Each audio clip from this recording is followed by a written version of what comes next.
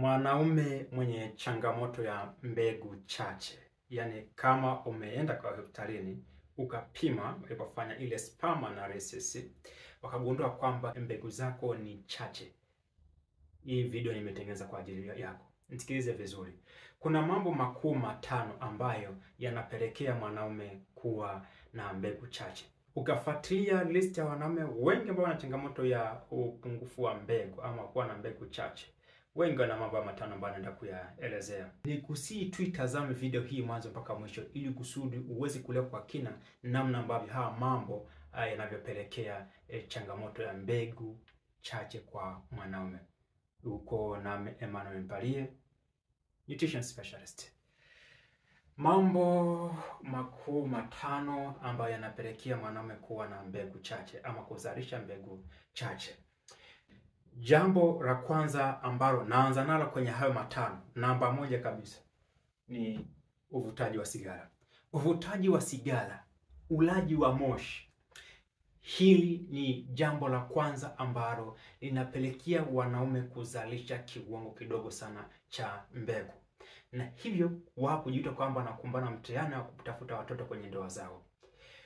Nikotini iliyopo kwenye sigara huwa inaingiliana na uzalishaji wa homoni za kiume, ambapo mwisho wa siku kwa kuwa na homoni chache za kiume, basi huwa inaathiri moja kwa moja uzalishaji wa mbegu za kiume.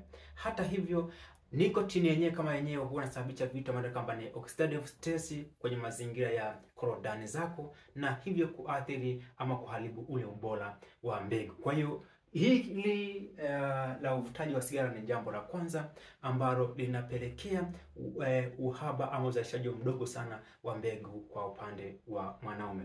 Namba mbili, ambalo kitawatafuta wahanga wengi wenye shida ya upungufu wa mbegu, ni habari za pombe.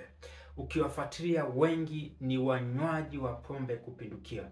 Unywaji wa pombe kupindukia ni huwa unaingiliana moja kwa moja na uzalishaji wa mbegu, kwa maana kwamba kama ni mlevi sana, kama unakunywa pombe kwa wingi, hii kwako inaweza ikawa inapelekea anachangia wewe kuzalisha mbegu chache sana tofauti na kiwango ambacho kinahitajika. Na ni kwa sababu pia tu kama pombe nyingi, unywaji wa pombe sana huwa inaingiliana na issues za hormone za kiume, hormone ambazo zina control vya uzazi mwanaume, na hivyo kuathiri uzalishwaji wa mbegu kwenye kiwanda ambacho kinazalisha mbegu hizo ambacho ni kwa upande wa korodani huko. Namba tatu kwenye listi ambacho kinaathiri wingi wa mbegu za mwanaume ni lishe mbovu. Nisikilize kwa makini sana kwa masuala ya lishe mbovu.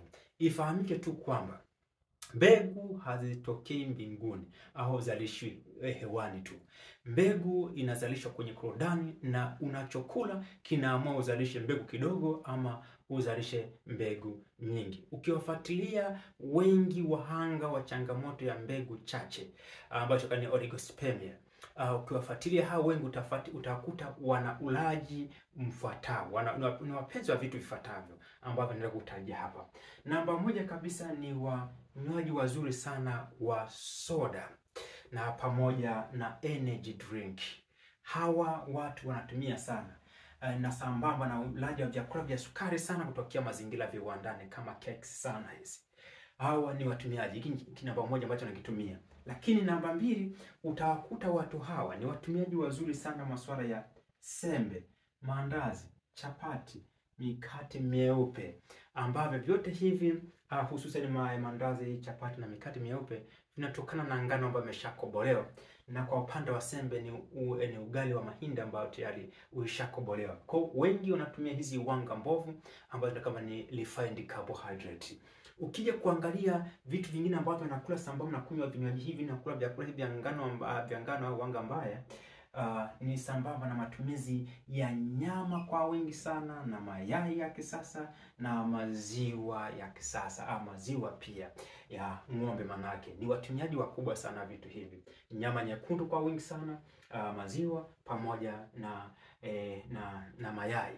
Ifahamike tu kwamba vyakula hivi vimesheni pia mafuta ambayo yanaganda, ambayo pia kuangalia Kuna baadhi ya tafiti ambazo zinatuambia kwamba matumizi ya mafuta ambayo yanaganda saturated fat kwa wingi sana huwa inahusiana almost ni kama 50% ya kupunguza uzalishaji wa mbegu kwa upande wa mwanaume.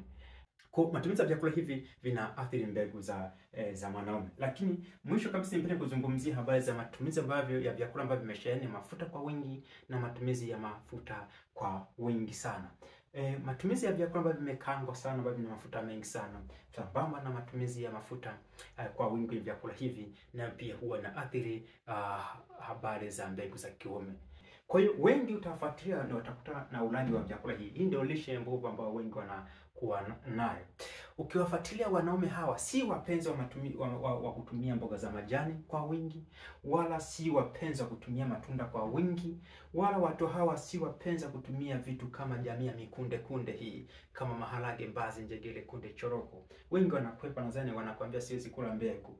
Lakini ukiwafuatia pia watu hawa si wapenzi, hawapendi kabisa kutumia nafaka ambazo ya kubolewa. Mtu kimwekea dona na kataa na kwambia ugali huu ni mweusi. Anatakula ugali mweupe ambao ni ugali wa sembe. Hawapendi kutumia sana masuala kama mtama, habari za mchele ambao hujakobolewa kama mchele wa brown. Hawapendelei vitu vya design hii.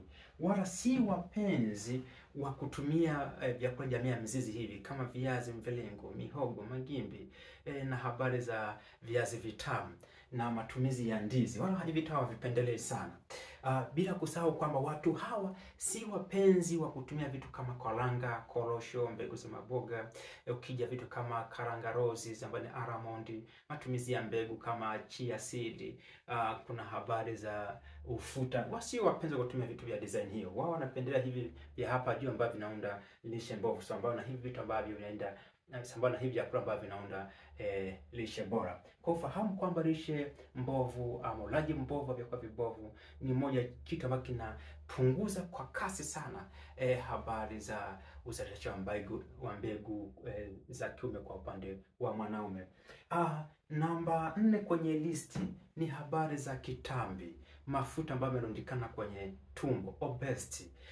Mafuta yanapokuwa yamerundikana hapa au wenye vitambi wale wote wana mpanguko wa hormone, hasa ongezeko la masuala ya insulin kwa sababu ya insulin resistance, ambacho mwisho wa siku huwa inaathiri uzalishaji wa homoni ya kiume ambayo ni testosterone, na mwisho wa siku na athiri uzalishaji wa mbegu za kiume. Sambamba na masuala ya kitambi hiki ambayo yasema niongeze mafuta yapo kwenye tumbo, ifahamike tu kwamba tissue za mafuta, ongezeko la mafuta mwilini sana na kwa ni kiwanda cha kuzalisha homoni kama za kike ambazo ni estrogen kwa upande wa mwanaume, na hivyo pia bado hii haiwezi kusupport uzalishaji wa mbegu za kiume kwa upande wa mwanaume.